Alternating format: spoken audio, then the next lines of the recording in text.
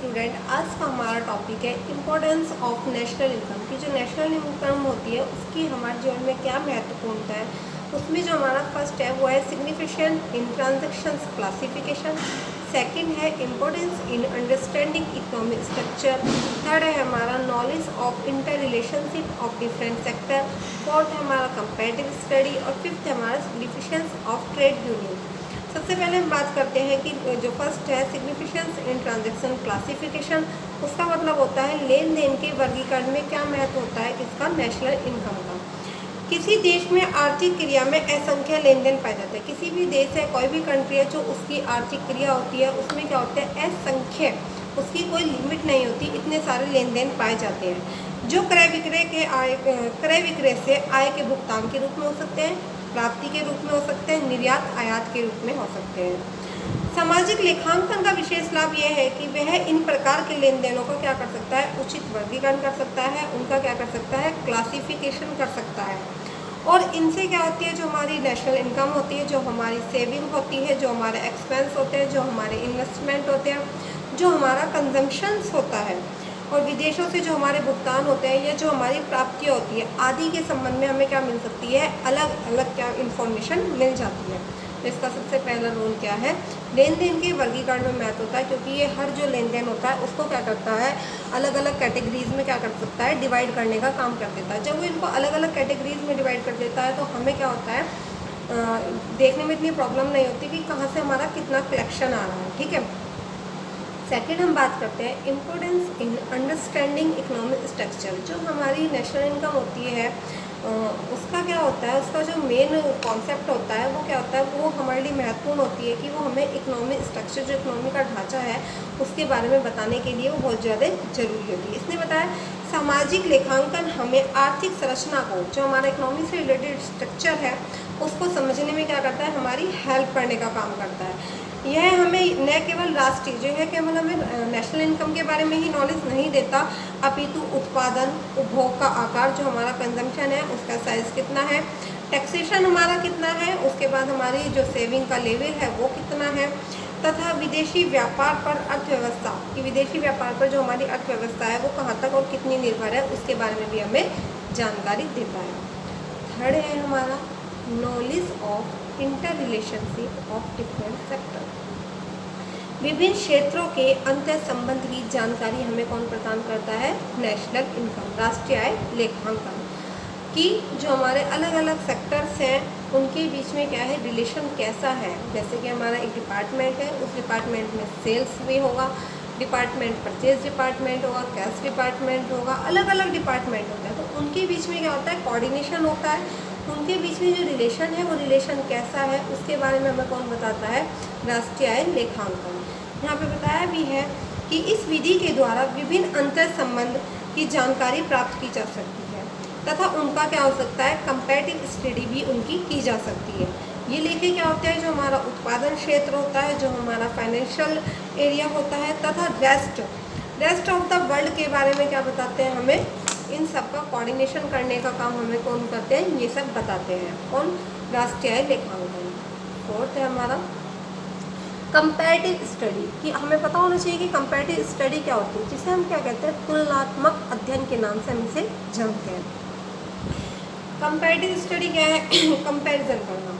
सामाजिक लेखांकन के द्वारा विभिन्न देशों की अर्थव्यवस्था का क्या होता है, तुलनात्मक अध्ययन क्या होता है, कि कौन सा देश प्रोग्रेस कर रहा है, कौन सा डेवलप्ड हो रहा है, कौन सा अंडर डेवलप्ड है, तो उनके बीच में क्या हो सकता है, उनकी जो है पॉलिसी के बारे में, उनकी जो है कंपैरिजन क्या आता है कि विकसित हो रहा है तो ऐसे कौन से रिसोर्सेज है जिसके कारण ये विकसित हो रहा है, और ये विकसित नहीं हो रहा है तो ऐसे कौन से रिसोर्सेज है कि जिसके कारण ये विकसित नहीं हो रहा है। यहाँ पे टेक्नोलॉजी कैसी यूज़ हो रही है, एग्रीकल्चर कैसा हो रहा है यहाँ पे, तो इसके बारे में हमें कौन बताता है, तुलनात्मक अध्ययन।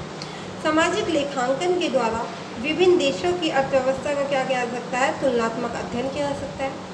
फिर क्या बताया, तथा भविष्य में उनकी आर्थिक स्थिति घटित होने वाली, कि भविष्य में जो उनकी आर्थिक स्थिति है उनके साथ घटित होने वाली परिस्थितियों के बारे में भी जाना जा सकता है। कि भविष्य में क्या हो सकता है, क्या नहीं हो सकता है, कौन सा देश विकसित हो सकता है, कौन सा देश विकसित नहीं हो सकता है, इसके बारे में जो हम स्टडी करते हैं वो करते हैं राष्ट्रीय आय लेखांकन में। तो इसलिए ये क्या होता है, बेसिस होता है कि इसका कंपैरेटिव स्टडी का।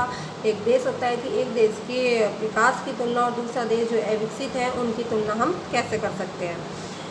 ये बताता है कि अर्थव्यवस्था की प्रगति तथा अवनीति दोनों के बारे में हमें क्या करता है, बताता है, हमें नॉलेज प्रोवाइड करता है। फिर है हमारा सिग्निफिकेंस ऑफ ट्रेड यूनियन। जो हमारे श्रम संघ होते हैं उनके लिए भी इसका कुछ ना कुछ महत्व होता है। लेबर जो हमारा होता है, श्रम संघों तथा श्रम संगठन, संघ होता है एक ऑर्गेनाइजेशन जो होता है उसको ही हम क्या कहते हैं, श्रम संघ के नाम से जानते हैं। श्रम संघों तथा श्रम संगठनों के लिए भी राष्ट्रीय आय लेखे का विशेष महत्व होता है। दोनों के लिए क्या होता है, इसकी इम्पोर्टेंस होती है।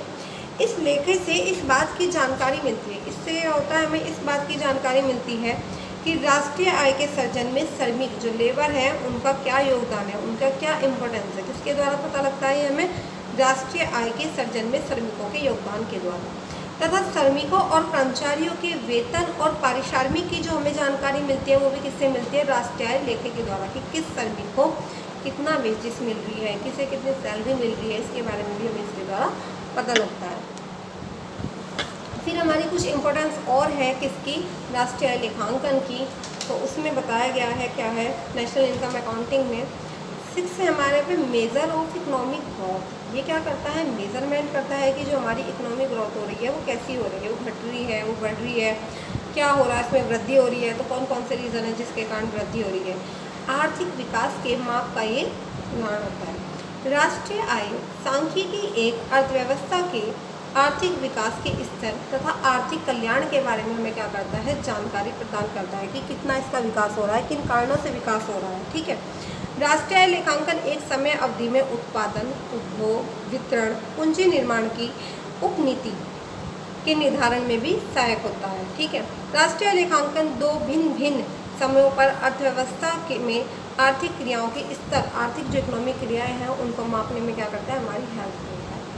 7th है हेल्पफुल टू इकोनॉमिक प्लानिंग। ये क्या होता है, हेल्पफुल होता है किसमें, इकोनॉमी से रिलेटेड प्लानिंग करने में, आर्थिक नियोजन में क्या होता है, सहायक होता है। राष्ट्रीय आय लेखांकन आर्थिक नियोजन के निर्माण में क्या करता है, अपनी विशेष भूमिका निभाता है कि हम क्या करें, इकोनॉमी से रिलेटेड प्लानिंग करें तो कैसे प्लानिंग करें।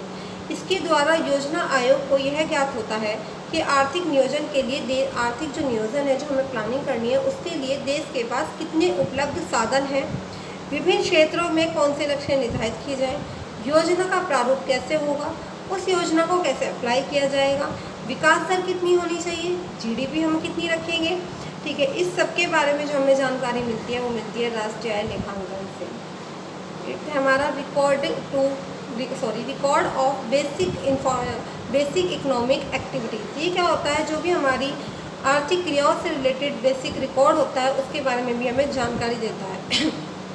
राष्ट्रीय आय लेखों के द्वारा आंकड़ों का एक ऐसा ढांचा प्रस्तुत होता है जिसके द्वारा हम क्या करते हैं, अर्थव्यवस्था की जो आर्थिक क्रियाएं, जो इकोनॉमी के रिलेटेड क्रियाएं हैं, प्रोडक्शंस हुआ जिसमें हमारा, ठीक है, हमारा कंजम्पशन हुआ, हमारा कैपिटल स्ट्रक्चर हुआ, उसके बारे में क्या करता है, ये सब रिकॉर्ड रखता है, सब जानकारी रखता है। फिर है हमारे यहाँ पे बहुत इम्पोर्टेंट है सिग्निफिकेंस फॉर इकोनॉमी एनालिसिस। ये क्या करता है, हमारी जो इकोनॉमी एनालाइज है उसे करने का काम भी बहुत बखूबी निभाता है। इकोनॉमी एनालाइज करने का काम बहुत बखूबी कैसे निभाता है कि ये आर्थिक विश्लेषण के लिए भी क्या हो सकता है, बहुत ज़्यादा महत्वपूर्ण होता है। अर्थव्यवस्था के अध्ययन में भी राष्ट्रीय आय लेखे की अवधारणा का विशेष महत्व है। जो अर्थव्यवस्था का जो हमें क्या करना है, अध्ययन करना है, उसमें भी क्या है, राष्ट्रीय आय लेखे का क्या है, बहुत ज़्यादा महत्व है। विभिन्न समूह और समूहों के बीच अंतर संबंधों का अध्ययन तथा एकरूपता स्थापित करने में भी राष्ट्रीय आय लेखांकन क्या करता है, अपनी महत्वपूर्ण भूमिका निभा के चलता है कि किसके लिए कितना जरूरी है, किसके लिए कितना नहीं जरूरी है। इन सब के बारे में हमें जानकारी कौन देता है, राष्ट्रीय आय लेखांकन। थर्ड जो है नॉलेज ऑफ स्ट्रक्चरल चेंजेस। जो हमारा संरचनात्मक परिवर्तन हुआ है उसके बारे में क्या करता है, ये हमें नॉलेज प्रोवाइड करता है। किसमें चेंजेस हुए हैं, तो क्यों चेंजेस हुए हैं, कौन कौन से रीजंस हैं जिसके कारण चेंजेस हुए हैं। किसी अर्थव्यवस्था में होने वाले संरचनात्मक परिवर्तनों का ज्ञान भी क्या होता है, हमें राष्ट्रीय आय सांख्यिकी, जो सांख्यिकी स्टेट होता है उसके आंकड़ों के द्वारा क्या होता है, हमें प्राप्त होता है। इससे अर्थव्यवस्था की विभिन्न मापदंडों, विभिन्न उत्पादक क्षेत्रों का जो है रिलेटिव जो हमें महत्व होता है वो पता लगता है।